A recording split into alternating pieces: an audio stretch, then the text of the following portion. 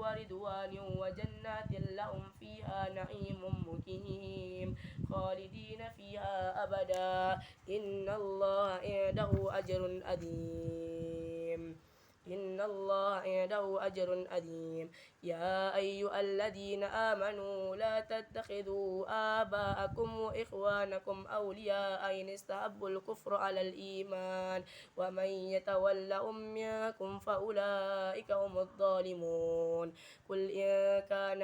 آباؤكم وأبناؤكم وإخوانكم وأزواجكم وعشيرتكم وأموال اقترفتموها وتجارة تخشون كسادها ومساكن تردونها أحب إليكم من الله ورسوله وجهاد